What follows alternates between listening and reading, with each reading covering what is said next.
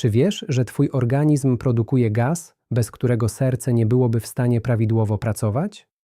To właśnie od niego zależy, czy krew swobodnie przepływa przez naczynia, czy mięśnie są odpowiednio dotlenione, a nawet, czy organizm sprawnie się regeneruje. Brzmi niewiarygodnie? A jednak, ta niezwykła cząsteczka nazywa się tlenek azotu. Jeszcze kilkadziesiąt lat temu kojarzono go głównie ze spalinami samochodowymi i zanieczyszczeniem powietrza. Dziś wiemy, że jest jednym z najważniejszych związków produkowanych przez nasze komórki. Za odkrycie jego roli w organizmie przyznano Nagrodę Nobla. Dlaczego? O tym właśnie będzie ten odcinek. Czym jest tlenek azotu? Tlenek azotu, czyli NO, to niewielka gazowa cząsteczka. Nie jest hormonem, nie jest witaminą, nie jest minerałem, a mimo to każdego dnia przekazuje miliardy sygnałów pomiędzy komórkami. Można powiedzieć, że działa jak błyskawiczny komunikator. Powstaje, przekazuje informacje i po kilku sekundach znika. To właśnie dlatego organizm musi produkować go praktycznie cały czas. Najwięcej tlenku azotu powstaje w komórkach wyściełających wnętrze naczyń krwionośnych. To tak zwany śródbłonek. Choć jest niezwykle cienki, pełni ogromnie ważną funkcję. Jak działa? Wyobraź sobie autostradę. Jeżeli nagle pojawi się więcej samochodów, a droga pozostanie tak samo szeroka, bardzo szybko utworzy się korek. Dokładnie podobnie jest z krwią.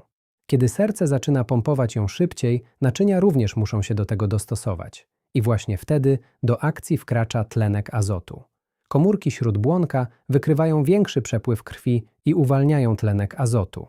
Ten dociera do mięśni znajdujących się w ścianie naczynia. Mięśnie się rozluźniają, naczynie rozszerza się, a krew może płynąć swobodniej. Efekt? Mniejszy opór dla serca, lepsze ukrwienie narządów i skuteczniejsze dostarczanie tlenu do każdej komórki organizmu. Dlaczego jest tak ważny? Większość osób kojarzy tlenek azotu wyłącznie z ciśnieniem krwi. Tymczasem jego rola jest znacznie większa. Pomaga utrzymać prawidłową pracę naczyń krwionośnych. Wpływa na ukrwienie mózgu, mięśni i nerek. Ułatwia dostarczanie tlenu do tkanek. Ogranicza nadmierne zlepianie się płytek krwi. Wspiera proces gojenia i bierze udział w produkcji kolagenu. Co ciekawe, na mechanizmie działania tlenku azotu opiera się również jeden z najbardziej znanych leków na świecie. Viagra nie tworzy erekcji sama. Ona jedynie wzmacnia naturalny szlak, którego głównym bohaterem jest właśnie tlenek azotu. To pokazuje, jak ogromne znaczenie ma ta niewielka cząsteczka.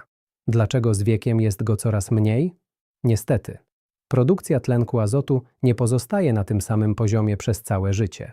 Z wiekiem śródbłonek działa coraz mniej sprawnie. Pojawia się przewlekły stan zapalny, rośnie stres oksydacyjny, naczynia stają się sztywniejsze, a organizm produkuje mniej tlenku azotu. To jeden z powodów, dla których z wiekiem częściej rozwija się nadciśnienie, miażdżyca czy pogarsza wydolność fizyczna. Dobra wiadomość jest jednak taka, że na ten proces możemy wpływać. Jak naturalnie zwiększyć produkcję tlenku azotu?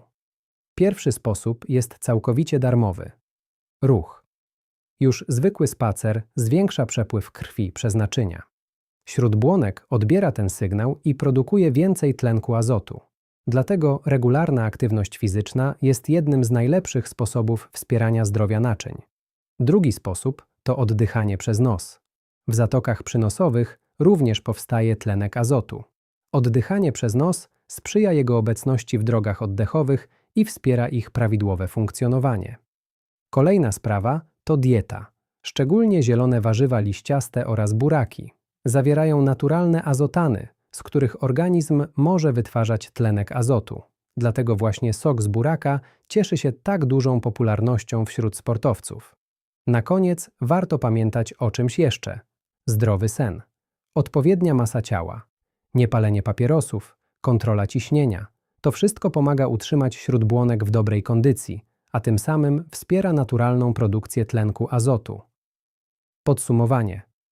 Tlenek azotu nie jest cudownym lekiem, ale jest jedną z najważniejszych cząsteczek odpowiadających za prawidłowe funkcjonowanie układu krążenia.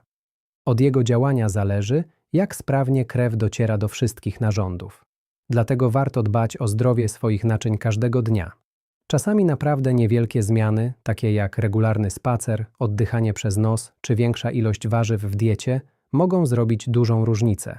Jeśli podobał Ci się ten materiał, zostaw subskrypcję i napisz w komentarzu, jaki temat powinniśmy omówić w kolejnym odcinku, bo zdrowie zaczyna się od wiedzy.